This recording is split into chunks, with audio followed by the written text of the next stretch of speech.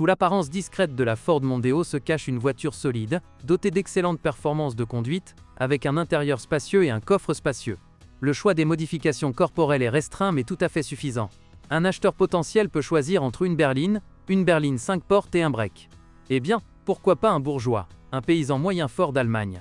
La Mondeo de 3e génération était équipée de moteurs essence de 1,8 litres, 110, 125 et 130 chevaux, et de 2,0 litres, 145 chevaux, ainsi que de V6 de 2,5 et 3 litres d'une capacité de 170 et 226 chevaux, respectivement.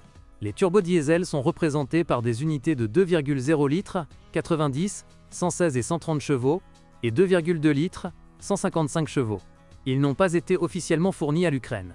Les moteurs 4 cylindres étaient associés à une transmission manuelle à 5 vitesses, et les moteurs V6 étaient associés à une transmission manuelle à 6 vitesses. Une boîte automatique à 4 vitesses était proposée pour tous les moteurs, à l'exception du 1,8 litres, et avec le V6, seule une boîte automatique à 5 vitesses était disponible. Le marché secondaire ukrainien est dominé par les anciens concessionnaires Mondeos. Il y a beaucoup moins de voitures de 3e génération en provenance d'Europe. De plus, les copies des concessionnaires sont étayées par le fait que des voitures adaptées à nos conditions ont été officiellement fournies à l'Ukraine. La Mondeo se distingue de la plupart de ses camarades de classe de l'époque par son intérieur spacieux, y compris sur les sièges arrière. Et tout va bien avec l'ergonomie.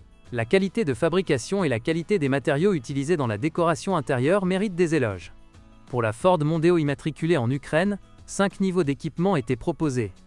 Par exemple, la configuration initiale comprenait des airbags frontaux et latéraux, la climatisation et une radio. À mesure que le niveau augmentait, la liste des équipements standards augmentait proportionnellement. Les premiers propriétaires achetaient rarement une Mondeo dans la version de base. Le marché est donc plus souvent équipé d'accessoires électriques, de jantes en alliage et souvent de transmissions automatiques. Lors du choix d'une Ford Mondeo d'occasion, il est plus conseillé de choisir des modifications avec des moteurs de 1,8 et 2 litres. Ce sont aussi les plus populaires. Structurellement, les deux moteurs sont presque identiques et assez fiables. L'entraînement de distribution utilise une chaîne dont la durée de vie est supérieure à 200 000 km. L'entretien programmé est effectué tous les 20 000 km et avec remplacement obligatoire des bougies. Ils peuvent durer plus longtemps, mais après cette période, il existe une forte probabilité d'interruption des étincelles. Cela endommage progressivement les fils haute tension et les bobines d'allumage.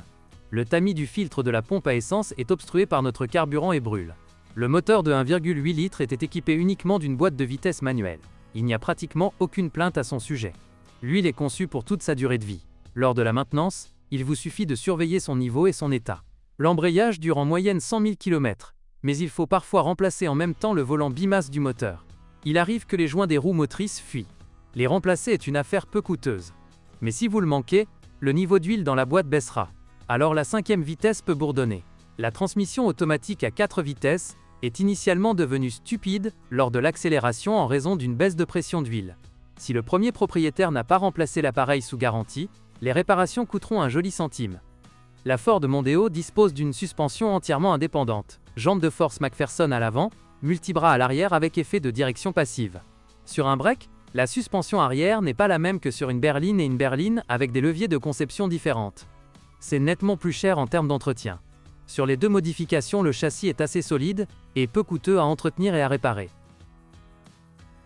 Bonjour les amis. Vous cherchez une voiture d'occasion? Vous devez prêter attention au site web carm.pro. Carm.pro est grand catalogue de voitures, moteurs, boîtes de vitesse. Et le meilleur, c'est que vous pouvez trouver des informations sur les pannes de n'importe quelle pièce. Complètement gratuit. Allez sur le site web carm.pro et découvrez tous les éventuels